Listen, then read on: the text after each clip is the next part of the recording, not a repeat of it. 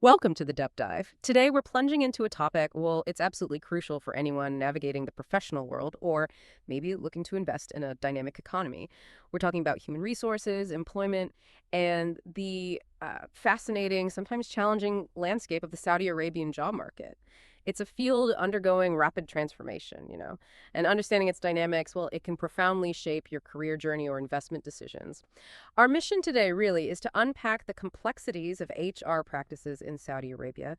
We'll explore the well-intentioned beginnings of certain policies, the challenges job seekers face, and yeah, the ethical dilemmas that have emerged. We'll look at the why and, maybe most importantly, what it all means for you, whether you're building a career in Saudi Arabia or perhaps considering investing there.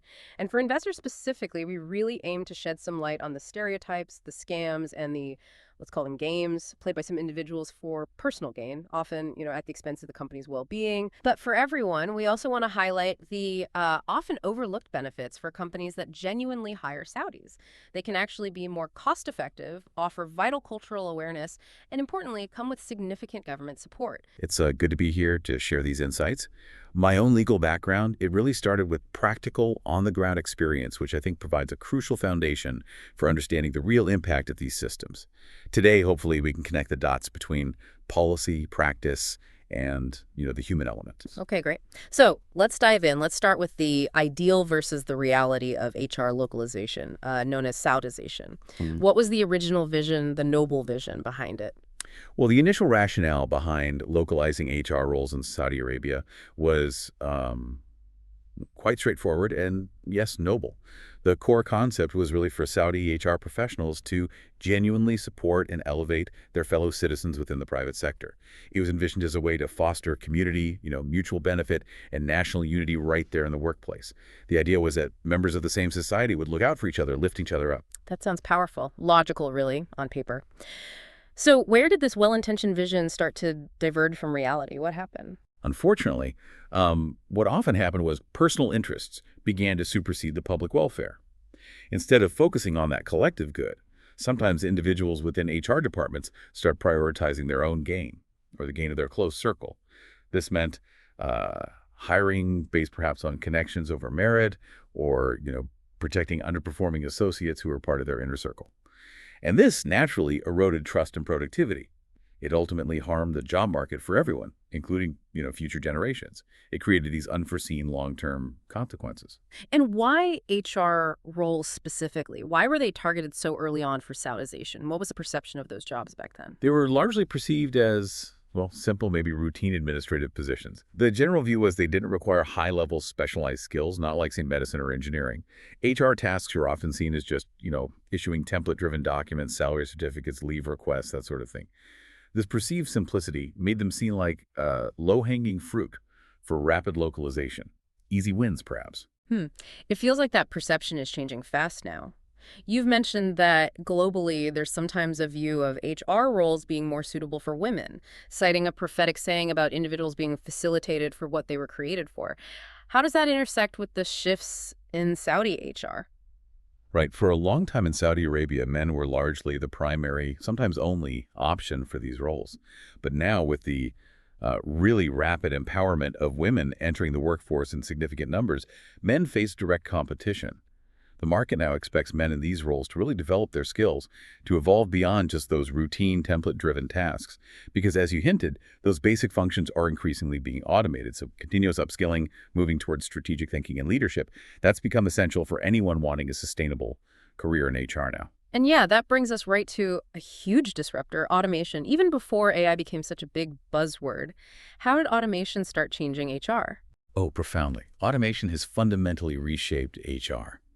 Many routine employee requests, think salary certificates, leave applications, they're now self-service. Employees just log into an online platform. They don't need human HR intervention for these basic things anymore. And this, of course, dramatically reduces the need for HR staff doing those basic tasks. It also cuts down on human error and is highly cost-effective for the company. I mean, a robust human resources information system, an HIS, it costs a fraction of an employee's annual salary. So financially, it just doesn't make sense for companies to keep a large workforce doing things the system can handle easily and cheaply. Okay, so the key takeaway there for you, our listener, seems really clear. If a job function can be easily automated, done by a computer for much less cost, it's probably not a secure, long-term career path. You need to look beyond that. Yeah. Right, now let's shift gears a bit to some of the more insidious practices, things investors in particular really need to get a handle on. Let's start with Shalia, this term for pervasive cronyism. What exactly is it, and why don't we hear more about it openly? Shalia, it refers to these entrenched cliques, basically cronyism, operating within HR departments. These are groups often based on personal connections, maybe shared regional backgrounds, sometimes tribal affiliations, and they influence decisions, hiring, promotions, even performance evaluations, primarily to serve their own internal interests, not necessarily what's best for the company or based on merit.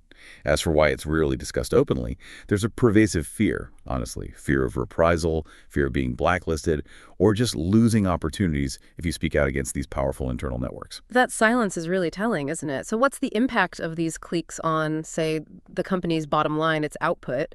And critically for our listeners who might be investors, what about investor trust? Well, the impact is significant. They compromise efficiency because the best people aren't always hired or promoted. They can stifle innovation because new ideas might challenge the status quo of the clique, and talent acquisition becomes poor.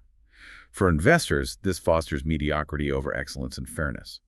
But even more damaging, perhaps, is how it harms the reputation of Saudis in the job market. Let me give an example. You might have a lazy or incompetent employee who is protected solely because of their connections, despite Saudi labor law having clear provisions for accountability and performance management.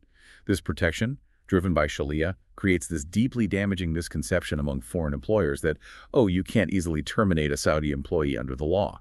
And I want to be absolutely unequivocally clear, that is untrue. Saudi labor law provides clear mechanisms for performance management and termination for cause. It's the unethical HR practices stemming from Sharia that circumvent the law and create this false, harmful narrative. Wow. So this stereotype then actively discourages foreign companies from hiring Saudis. They fear getting stuck with underperformers they can't manage. Precisely. It becomes a vicious cycle. They fear this unmanageable burden, which isn't actually based on the law itself. So competent, skilled Saudis end up being systematically excluded just because they don't have the right connections. Their impressive resumes might just get tossed aside. Exactly. I've personally heard anecdotes from foreign managers who express genuine surprise when they meet competent Saudis with excellent skills and English proficiency. They ask, why don't we have employees like this in our company? It highlights the huge disconnect caused by these internal Sharia barriers. The talent is there, but it's often blocked. You can contrast this sharply with those Saudis who have built successful careers from scratch, maybe using social media, leveraging their skills, working incredibly hard. Their success proves it's possible without internal connections, but it also starkly reveals the incredibly difficult uphill battle that many others face. Okay, this leads us directly into another deeply problematic practice, something you called phantom Saudization, or in Arabic, alsa al-wamia. What is this? And talk about the harm it causes, both immediate and long-term. Right. Phantom Saudization. This is where companies will formally employ Saudis, but at very, very low wages, and crucially, without actually requiring them to show up or do any real work. The sole purpose is to meet the government's Saudization quotas, which are often necessary to obtain visas for foreign workers they actually want to employ. It's essentially a facade, window dressing. The immediate harm. It severely damages the reputation of Saudis in the job market. It creates this false stereotype among foreign business leaders who might only encounter these phantom employees that Saudis are inherently lazy, unmotivated, or unwilling to learn. The economic harm is also significant. There's a profound lack of genuine knowledge transfer happening within the country. Companies continue relying heavily on foreign labor, which hinders national development and self-sufficiency. It's like a double drain. Money flows out of the economy to pay foreign workers, and critical skills aren't being cultivated locally among Saudis. And worse, some HR personnel actively exploit this system. They manipulate the regulations just to meet quotas, maybe get bonuses, advance their own careers by, essentially climbing over others. They prey on desperate job seekers, offering minimal pay and no real development. It's a fundamental breach of trust and ethics. That's incredibly damaging. So for you, our listener, understanding these practices is absolutely crucial. Being aware, maybe educating others, it helps form a united front against this kind of exploitation. Knowledge really is power here. What about the long-term societal harm? Imagine someone stuck in that kind of job for years. It's devastating. Imagine someone in a phantom role for 10, maybe even 20 years. They accumulate zero real skills, no practical experience. They become effectively unemployable in a real job market. When they finally try to enter a genuine work environment, they struggle immensely to adapt. They might expect the government to just solve their problems. And this has a terrible generational impact, too, distorting how younger people perceive work and responsibility. We see some sectors remaining woefully underdeveloped despite technically high Saudization quotas, precisely because there's no real knowledge transfer happening. Legally and ethically, it's straightforward. Phantom Saudization is a clear form of fraud. It's fraud against the system, against the government's intentions, and against the individuals themselves, and it has consequences. Judges in labor courts generally do not accept the testimony of HR workers found to be manipulating regulations this way. And employers who suffer losses due to such manipulation or negligence by HR absolutely have the right to sue those HR personnel. Okay, let's talk about another form of exploitation, maybe more subtle but just as harmful. Misleading advice and superficial training courses. It sounds almost like a scam targeting job seekers. How does that work? Yes, it's quite insidious. What happens is job seekers might be advised, often by people in HR or related fields, to take certain paid training courses. These courses are often in superficial areas with very little actual market value. They might be offered at specific, sometimes obscure training centers, and it's implied or sometimes stated that completing these courses is a prerequisite for getting hired. The hidden engine behind this is often a kickback incentive, a commission, known locally sometimes as a SUSA. The referrer gets paid for each person they enroll in the course. So the advice isn't driven by what's genuinely best for the job seeker's development, but by the referrer's personal financial gain. Right. And you mentioned encouraging critical thinking here, asking why some courses are incredibly cheap, maybe 50 or 150 rials, while others are vastly more expensive, like 15,000 rials. What's the rule of thumb you suggest for our listeners? A crucial rule of thumb is this. Any very cheap training course likely has many, often superior, free alternatives readily available online. And we need to make a really important distinction here. A simple training certificate, say, for completing a basic Excel course is generally not a prerequisite for employment. Employers care about whether you can actually do the job, demonstrate the skill. They can assess that during a trial period. This is fundamentally different from a professional license, like for a doctor, a lawyer, a CPA, which is legally mandatory to practice that profession, or an operating license, like a driver's license or a forklift operator's license. The misleading information comes when people suggest these basic training certificates are requirements for getting a job. That's usually false, and often just designed to get people to pay for unnecessary courses. So people should look for free, high-quality alternatives first. You mentioned things like YouTube, Khan Academy, Coursera has audit options, and especially Durab. Absolutely. The internet is full of high-quality free resources. And yes, Durab is a fantastic initiative here in Saudi Arabia. It's a government-supported electronic training platform by the Human Resources Development Fund. It offers excellent courses, completely free, and even provides certificates upon completion. Honestly, it's gotten to the point where, for an experienced professional, listing a basic course like Microsoft Excel on their CV is almost, well, some might even say shameful. Basic computer literacy is just expected today. It's a foundational skill, not a differentiator. Employers aren't looking for certificates in basic software. They're looking for people with problem-solving skills, critical thinking, skills that actually drive business value. Moving beyond individual exploitation, you've also critiqued the private sector's broader role. You argued that the Saudi government essentially had to step in with localization decrees, like Saudization, precisely because the private sector wasn't doing enough ethically or proactively to employ citizens. It's exactly. The government's intervention, the Saudization mandates, they weren't created in a vacuum. They were largely a reactive measure. It was a response to a widespread failure within parts of the private sector to genuinely integrate qualified Saudi citizens into the workforce. Often the preference was for cheaper foreign labor or finding ways to circumvent regulations rather than embrace the spirit of employing nationals. This also connects, I think, to a relative lack of public accountability compared to some other regions. In Europe, for instance, public boycotts or media outrage can sometimes act as a deterrent against corporate injustices towards national employees. That level of societal pressure hasn't always been as pronounced or effective here, which has allowed some problematic practices to persist longer than they should have. And it's not just local companies. You mentioned foreign companies sometimes manipulate Saudization efforts too. For our listeners who are investors or maybe working in multinational corporations, how does this play out? Yes, foreign companies are certainly part of this complex picture. Sometimes foreign managers, understandably focused on hitting targets and efficiency, might consciously or unconsciously avoid what they perceive as wasting time on potentially problematic candidates. This can even lead to discarding resumes based on last names due to preconceived stereotypes about certain groups of Saudis being difficult to manage stereotypes, often fueled by the very Sharia and phantom Saudization issues we discussed. You also see a pattern where businessmen might prefer highly paid Saudis, but only for very senior leadership positions, roles that are strategically important for government relations. But for more operational roles, they frequently hire foreigners, even fresh graduates sometimes, while creating unreasonable obstacles for Saudi applicants, like demanding unattainable levels of prior experience. And then there's a particularly egregious tactic called scope raising, related to the Nidakot program. Nidakot, that's the government ranking system for Saudization Yeah. levels, right? Correct. So what some companies do is temporarily hire a batch of Saudis just to inflate their Nidakot score. A higher score gives them advantages like easier access to visas for foreign workers. But then once they've secured the visas they wanted, they promptly lay off those same Saudis. This is a blatant abuse of a well-intentioned government support system. And it's particularly cynical because the government, through the HRDF, actually subsidizes half of that Saudi employee's salary for the first 2 years. Wow, that's exploiting the system from multiple angles. You also touched on the influence of informal lobbies within companies. Yes, these are often powerful internal networks, sometimes quite informal, frequently composed of employees from specific non-Saudi Arab nationalities. They can exert undue influence over hiring and promotions within their departments or the company as a whole. This again skews opportunities away from qualified Saudis who aren't part of that particular network.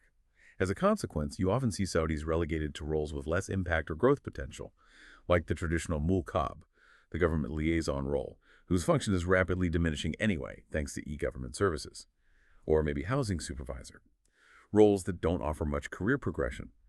This sometimes happens because there's a perception, fair or not, that some Saudis are unwilling or unable to adapt to new electronic systems and modern ways of working. Meanwhile, you look at HR administrative roles and you see foreign nationals, sometimes Filipinos, Indians, often with only high school diplomas but good English, dominating maybe 50–70% of those positions. And in finance departments, the percentage of Saudis can be even lower, sometimes less than 10%, often dominated by employees of one specific Arab nationality. This is despite Saudi universities producing many highly qualified accounting and finance graduates every year. It clearly points to systemic barriers, not a fundamental lack of qualified local talent. Okay, so given this complex and sometimes challenging landscape, how should people navigate it? Especially for investors looking to enter the market and for individuals building their careers. What are the actual benefits of genuinely hiring Saudis? Well, let's start with the clear benefits for investors. As mentioned, the Saudi government, through the Human Resources Development Fund, HRDF, actively subsidizes half of a Saudi employee's salary for the first 2 years. That's a direct, significant financial incentive. Don't overlook that. Beyond cost, hiring Saudis brings invaluable cultural awareness. A Saudi employee who understands the local context, the nuances of communication, the consumer mindset, they can be a huge asset. They can build bridges, help navigate local business practices, and crucially, protect the business from potentially costly marketing mistakes or cultural missteps. Remember, the original spirit of Saudization was about mutual support within the community. And third, compliance and government support. Companies that genuinely achieve higher Saudization percentages benefit from government programs like Nidakot. This gives them advantages, like easier processing for foreign worker visas when needed. The framework is designed to support companies that align with national development goals. That makes sense. Now, you also offered a nuanced view on temporary or gig economy jobs, like being a barista or working for delivery apps. You said it's not shameful, especially for young people needing income or first experience. Absolutely correct. There's no shame in honest work. These jobs can provide immediate income, valuable initial experience, and lessons in responsibility. It's an honorable way to make a living, especially as a temporary solution or a starting point. But there's a crucial caveat, right? Yeah. Yes, a very crucial caveat. These jobs should not be seen as long-term career paths. The focus, even while working such a job, must remain firmly on continuous skill development, acquiring qualifications for more sustainable, growth-oriented opportunities. These jobs typically have very limited progression pathways, and they're highly susceptible to automation. Think specifically about delivery apps. They involve heavy wear and tear on your personal vehicle, significant depreciation. They consume a lot of your valuable time for relatively low pay, especially when you factor in all costs. And the technology for autonomous delivery is advancing rapidly, threatening the long-term viability of these roles. Furthermore, local Saudi drivers often find it hard to compete with foreign workers who might be operating illegally, or on different visa statuses that allow them to accept much lower fees, partly due to currency exchange rate advantages. So the core message really comes back to strategy. Invest your time and effort in building strategic, in-demand skills. Skills that aren't easily automated, outsourced, or turned into a low-value commodity. Yes, exactly. Project managers, company leaders, they aren't just looking for someone who can deliver a package or serve coffee. They're seeking competent individuals with valuable skills who can help achieve high-value strategic goals for the business. And this ties back to the silence and hypocrisy we touched on earlier. Many people are aware of these systemic issues, the Sharia cliques, the phantom jobs, the misleading course advice, but they stay silent. Why? Fear of reprisal from those powerful HR gatekeepers. And this silence just perpetuates the cycle. You even see hypocrisy where some HR gatekeepers demand high-level skills, like advanced Excel proficiency or fluent English, from job seekers, while they themselves might lack those very skills, perhaps confusing using Google Translate with genuine language proficiency. It all reinforces the point that the government's decision to enforce job attestation wasn't arbitrary. It was, in many ways, a direct and necessary response to a fundamental failure by parts of the private sector to ethically and proactively employ its own citizens. Wow, what a deep dive indeed. We've certainly uncovered layers of complexity within the Saudi HR and employment landscape today. We explored the well-intentioned goals of Saudization, but also the unfortunate reality of how things like cliques and phantom Saudization have really undermined those efforts, and the painful impact that has on individuals and the national economy. And hopefully this deep dive illuminates just how critical thinking about information is. Discerning the true value of a training certificate versus actual, practical, demonstrable skills, that's absolutely essential. It highlights the importance of recognizing exploitation when you see it and finding ways to stand firm against it. Ultimately, personal responsibility, continuous self-development, and fostering collective awareness are really key to building a fairer, more equitable job market for everyone. Yeah, it really drives home that point. Knowledge is power. It empowers you, the listener, to make informed decisions. Decisions about your skills, your job search strategy, the opportunities you pursue. So you don't fall victim to misleading advice or exploitative practices. It really is about taking control of your professional destiny. And perhaps this leaves us with a provocative thought for you, our listener. Given these insights into the complexities, the potential pitfalls of this job market, how might you approach your own career development or your job search differently starting today? What tangible steps might you take to ensure you're not just finding a job, but actually building a truly valuable and sustainable future for yourself? Acquiring genuinely in-demand skills, and how can you contribute positively to your community rather than inadvertently propping up some of the very systems we've discussed today? A powerful thought to end on. Thank you so much for joining us on this deep dive. We really hope this conversation has given you a clearer picture and maybe some actionable insights. Until next time, keep digging deeper.